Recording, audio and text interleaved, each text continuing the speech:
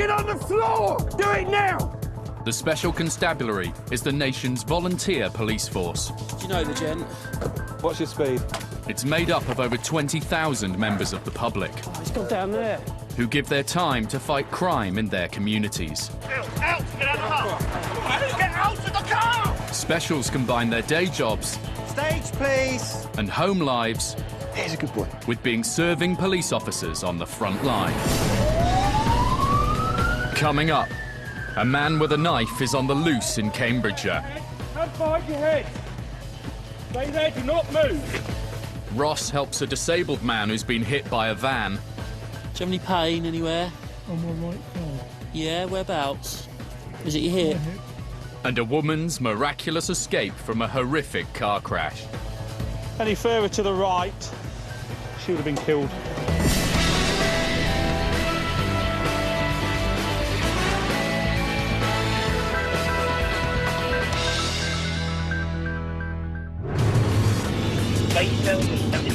It's just before midnight, and Special Constable Chris Hallett is out on shift with colleague PC Colin Johnson.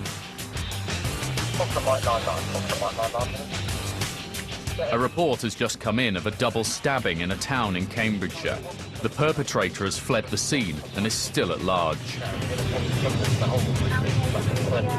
Can you go again with the description, please, for the stabbing?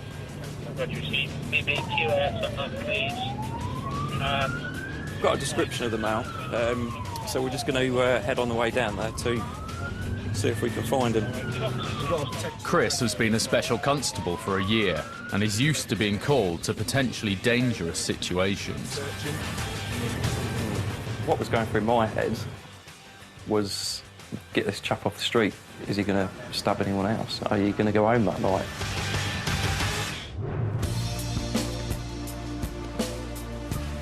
Chris was already working for Cambridgeshire Constabulary before becoming a special. In his day job, he's a site manager, in charge of building maintenance and security at 2 police training centres. I don't know, really. Sorry about the parking. Will that reach down the bottom, eh? Yeah. But the main reason he became a special is because he himself has been a victim of crime. About 8 years ago, I was attacked in a kebab shop after a night out, and yeah, I was quite seriously hurt and put in hospital. It's one way of contributing, stopping that from happening to someone else. All units are now heading to the scene. A potentially dangerous attacker is on the loose in an area surrounded by open countryside. Sort of quite remote, a lot of country roads and fields. Could have hid somewhere quite easily. The reason why we have a lot of units is sort of to contain that area, so he's got no opportunity to get out. Chris and Colin head into the centre of town. Just as some worrying new information comes through about the extent of the victim's injuries. At that time, it was said that it was serious. We didn't know exactly how serious, but I suppose you've got to treat it as sort of worst scenario, haven't you? The police are now on red alert. Their intelligence has provided them with a name for the suspect, and they need to find him before he strikes again. And on a dark stretch of road on the outskirts of town, it looks like Chris and Colin might be in luck. He looks more of the age profile. Could this be the man they're looking for? Yeah. Just keep your hands out your pockets for us, just so we confirm it's all right. But it turns out to be a false alarm. The man provides ID that proves he's not the suspect. Cheers, buddy. Chris and Colin decide to try a new strategy. The police believe the suspect may be heading towards a specific address, so they lie in wait in a nearby street. We're just going to have to see if he pokes his head out. If he does, obviously we'll update the control room, because if he's got a knife, that would normally be the firearms unit that would deal with that. In a situation like this, Chris and his fellow officers are putting their lives on the line. And yet, despite the danger, Chris does the job entirely for free. You don't think about whether you're being paid or you're not being paid. When I joined the specials, I didn't particularly want to be just walking around the streets speaking to people. You know, I wanted to get my hands dirty and jump in and get involved with stuff. It's now almost an hour since the stabbing, and the offender could be anywhere. But at midnight, it seems the team's patience might have paid off. Is it him? Excuse me. Stand back. Stand back. I was concerned that that was the chap that had the knife and the way he was walking towards us. Yeah, I thought he was going to have a go. Do us a favour, chap. This is only for our own safety, Yeah. all right? Have you got anything on you? My house keys and no money whatsoever. Now, I'm going to cuff you, mate, because at the moment I just need to be sure who you are, OK? But once again, it's a false alarm. Pull this out of my pocket, will you? No, that's my wages. Try that one. I'm not lying here. Yeah. An identity check reveals that the man is not the suspect. He gave me a card back, and I was just walking out. The police now believe the suspect may already have arrived at the address they've identified and be hiding inside. We've got our firearms team and the dog handler moving forward now to go and search that address, as we believe we might be there. So they're just obviously doing a few last checks before they move forward to that address. And hopefully, in a moment, we'll find out whether he's there or not. As the armed officers approach the house, Chris and Colin make sure no one else enters the street. We closed off the street due to the fact we didn't know whether the suspect was in the house. I mean, he could have been hiding down the side of the street in a bush, anything like that. And our, main role is to protect the public. The team now waits for news from the house, but then Chris suddenly spots someone approaching from down the street. It is. Does that look like him? Yeah. It is. Get on the floor. Put your hands behind your head. Hands behind your head. Stay there, do not move. Hands behind your back. Put your hands behind your back so you do not have to say anything, but it may have a defence. You do not mention one question so which is allowed in the court. Anything you do say may be given an evidence. Stay there, sir. It was tense. You didn't know what sort of state of mind he was in. You don't know what he's going to do. Have you got anything on you that might hurt us or yourself? The police carry out a thorough search, but find no knives or other offensive weapons. But have they got the man they were looking for? Once he was detained, we checked ID, and it was him. So their priority now is to take him to the police station for questioning. It's the end of a successful operation, which in no small part is down to Chris. It was a relief to find him. I mean, it was a pat on my back for spotting him. Originally, we weren't the officers that were attached to the incident. We were in a completely different town. Yeah, and it turns out that we got the arrest. The man was later charged with common assault and 2 counts of GBH with intent, and is due to appear in court in a few months' time.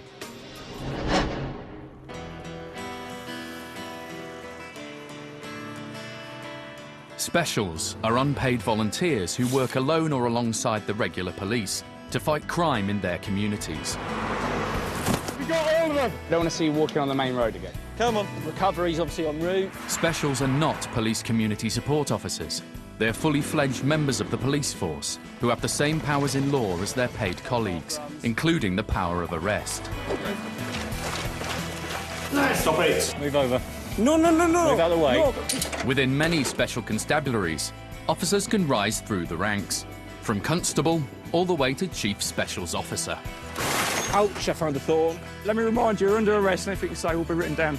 Specials work 16 hours a month or more as volunteers and undertake all kinds of duties, from policing community events to arresting hardened criminals.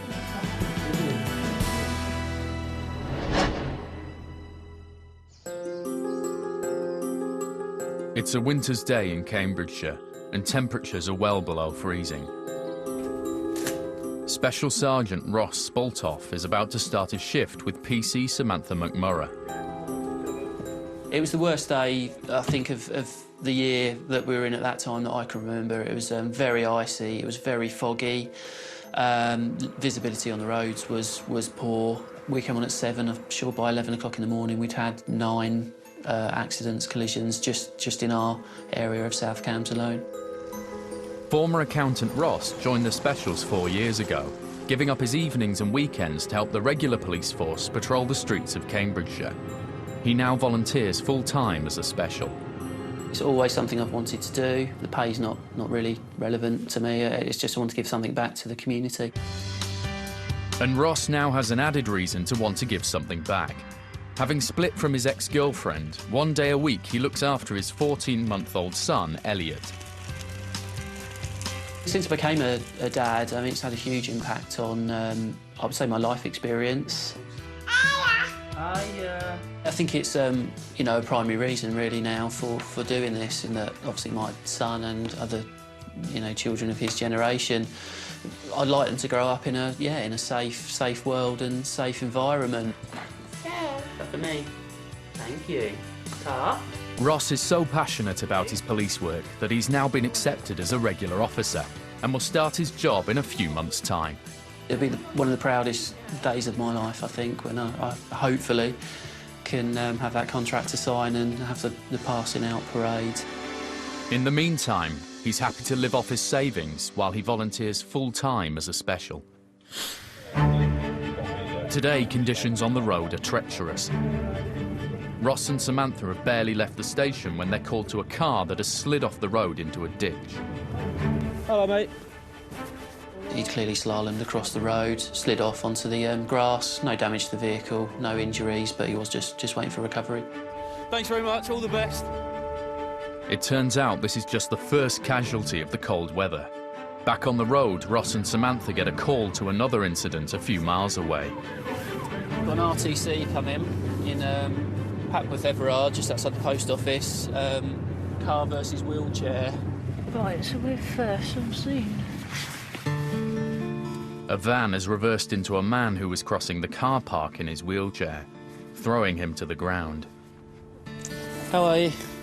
Bit shaken. Bit shaken. Do you have any pain anywhere? On my right side. Yeah, whereabouts? Is it your hip? Yeah. When I arrived at the scene, the gentleman was laying on the ground of the car park, covered by coats, and was being attended by, I think it was 4, maybe 5 members of the public. Obviously, immediate concern was the health and well-being of the gentleman on the ground. Are you comfortable where you are at the moment? Yeah, you sure? 66-year-old Nigel has been lying on the ground for half an hour in freezing temperatures.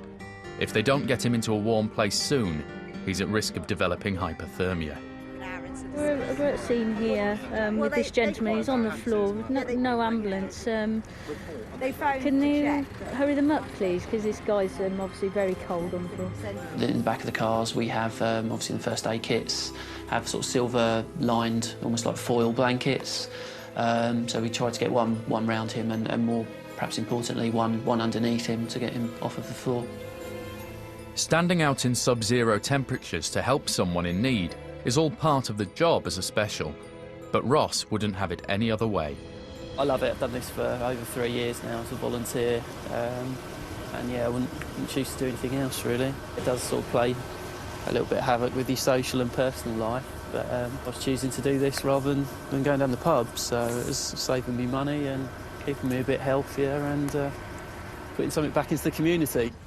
While they wait for the ambulance to arrive, Ross takes one of the passers-by who witnessed the accident to the car to try and get to the bottom of what's happened. He's sort of coming in like this, Nigel, and the van's coming back and he hit him on the side. On the side. Nigel on the side. And it basically moved him, it basically just moved his chair. Right. And it's just lost its balance. And then it toppled over. Yeah. And that's why so very slowly, I mean, not even 5 miles an hour. No, he wasn't speeding at all. There was nothing at this stage for us to think that there might have been anything untoward in the respect of that it was purely he hadn't seen the gentleman and it was a simple case of an unfortunate accident. But unfortunate or not, all accidents have to be investigated, and Ross and Samantha need to be sure that there isn't more to this case than meets the eye. The driver is breathalyzed to make sure he hasn't been drinking alcohol. Very straightforward, like you're blowing up a balloon, okay? Yeah. And just keep going until I sort of say stop. Keep going, keep going, keep going, keep going. Lovely, that's it. 0, lovely. It looks like the driver is probably in the clear. But then Ross notices a CCTV camera pointing towards the scene of the accident. There's a possibility it might have captured the moment of collision. They track the owner down to a local shop and spool through the footage from the last hour. They're in luck. The camera has recorded everything. And it shows exactly how the accident happened. When we saw the CCTV, it was a shock to myself and my colleague how hard the gentleman was hit in the chair and how hard he was thrown from it. I must admit, I did think it was just a case of a nudge and perhaps the chair had just toppled over, but he's literally been thrown from the chair. The ambulance finally arrives and the paramedics assess Nigel's injuries. Do you think you can straighten this top leg for me, Nigel? He's then transferred to a stretcher in preparation for the trip to hospital. For Ross, it's a relief to see the old man finally in safe hands, and it serves as a reminder of why he joined the specials. I suppose it's a bit of a cliche, but I suppose it's almost saving the world one day at a time. I do feel like, I really want to make a contribution, make a difference. It's a really good job, and they're helping people, the community aspect of it, helping gents like this. It's not all about the arrests and the criminal prosecutions. Go ahead. Okay.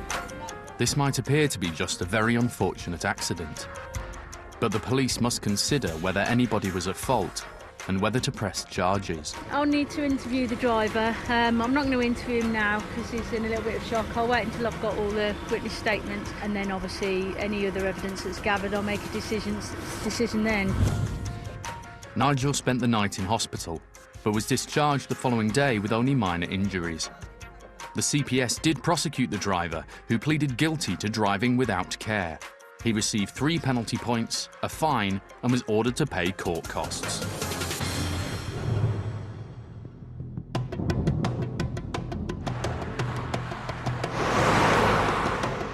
2,000 people die on Britain's roads every year.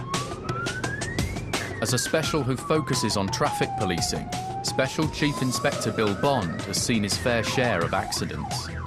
Responding to reports of road traffic collisions is a major part of the RPU role. We're there doing general enforcement, but we're liable to be dispatched to reports of RTCs at any moment in time. In Peterborough, it's 6 p.m, and Bill is halfway through his shift with regular officer Darren Nile. They're on their way to a traffic accident on a country road. This woman's gone off the road into a field. Hey. Banged her head. Oh. It's a dark night, and Bill and Darren have only been given an approximate indication of where the vehicle is. The issue with cars that have gone off the road into a field sometimes can be actually finding them.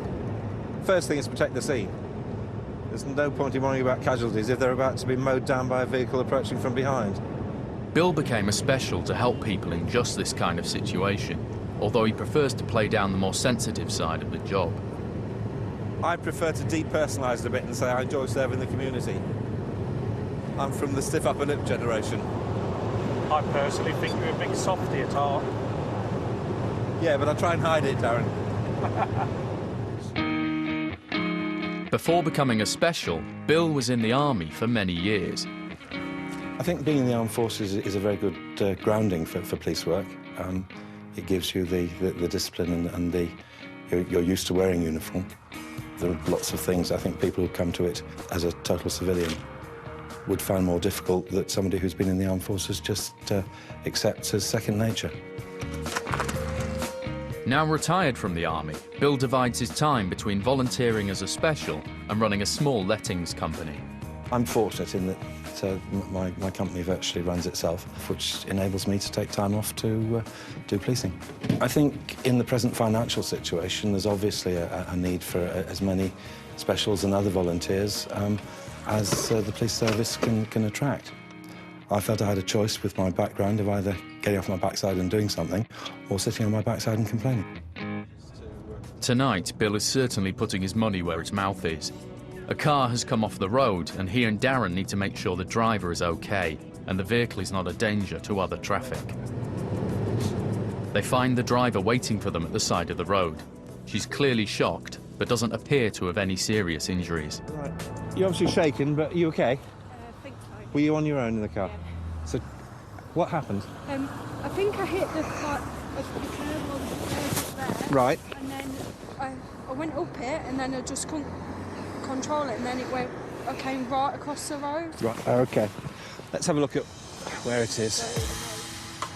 You're a lucky young lady. No, but it's on its roof and everything. According to a report by the Institute of Advanced Motorists, the most common cause of car accidents in the UK is simple driver error or loss of control.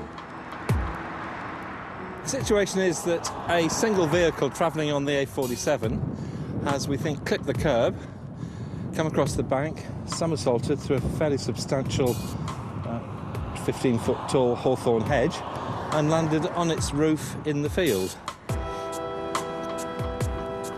When I saw the Mini, I thought she was really quite lucky to have walked away from it. I've been to several fatal collisions.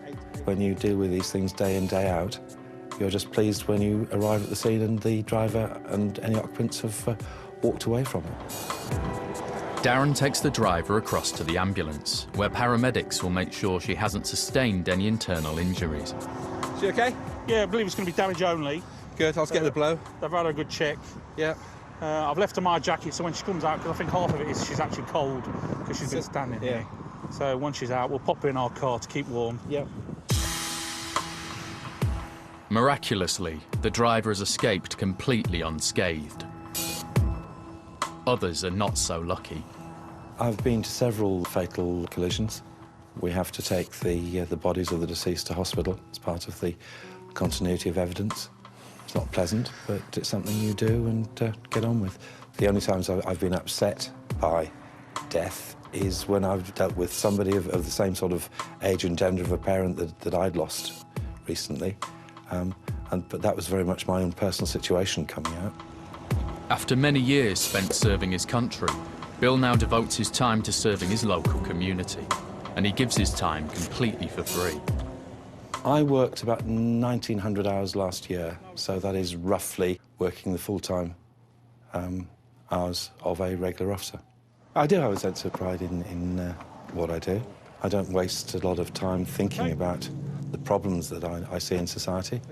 I enjoy being able to tackle some of them in a small way, and I can walk away and sleep soundly having dealt with whatever I've had to deal with. Now that the driver has been given the all-clear by paramedics, her boyfriend arrives to take her home. There you go, young man, get in there. Go say hello. And Darren calls a recovery firm to remove the car from the field. This is probably 15 to 20 feet from the carriageway, on its roof, in a field, so it will need a full high-ab lift, so it will need lifting by crane out of the field. With the recovery truck en route and the driver out of harm's way, Bill and Darren do their best to salvage some of the driver's belongings from the smashed-up car. Purse. I should be able to get the rest of the kit out of the car when it's yeah, it's just the recovered. main stuff here. Stick that in there and pop it in the back of our car.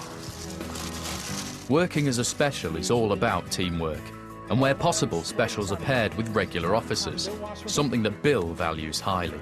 It is very important indeed that you get on with colleagues. I believe that specials should be totally integrated with regular colleagues, and I personally get job satisfaction from working with a team of regular officers. Right, getting out is going to be... Ouch, I found a thorn. Oh dear, Bill. Is that spiky? It is spiky, yes. I located one with my left buttock. Oh, you're killing me.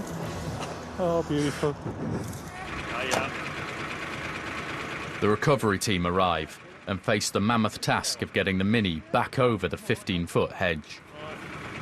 We get hold of it somewhere in the wheels here. Yeah, and just pull it back as much as you can and just drag it straight through. Yeah, well, I might cut a little bit of that hedge out. Just one or two, the bigger bits probably out. Just to enable us so we don't get no obstructions when we're going through the gap. Yeah. Yeah. Then once I get it through there, then I'll flip it back on his wheels. Flip it back on, we'll get a good look at it inside. Yeah. Job's a good one. Pick it up, truck it on the lorry. Happy days.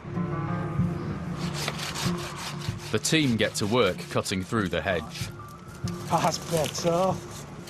There you go, there's an indication where the Mini came through. Oh, There you go. swing mirror.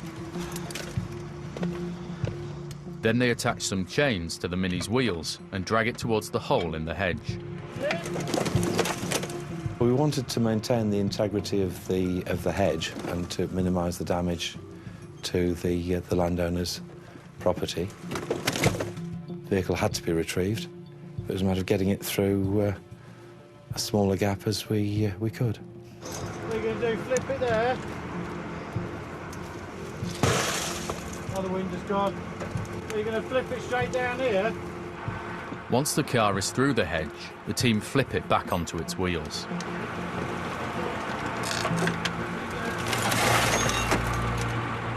And it's only now that the team discover how close the driver really came to death. From how it's looking now, the lady is very, very lucky. The actual impact on the cockpit roof is actually just to the central point. Any further to the right, she would have been killed. Good job the driver was fairly small. I think if somebody my size had been driving it, I could have had fatal head injuries. No charges will be brought against the driver because there was only one vehicle involved, and the farmer whose hedge was damaged will be able to claim on the driver's insurance. As for the driver, she can count herself lucky that she lived to tell the tale. As a police officer, you've got a duty of care to anyone you find who needs it. So you do whatever you need to deal with that person's immediate needs. It's impossible to say what would have happened if she hadn't been wearing her belt, but I personally think that she probably owes her life to the fact she was correctly restrained.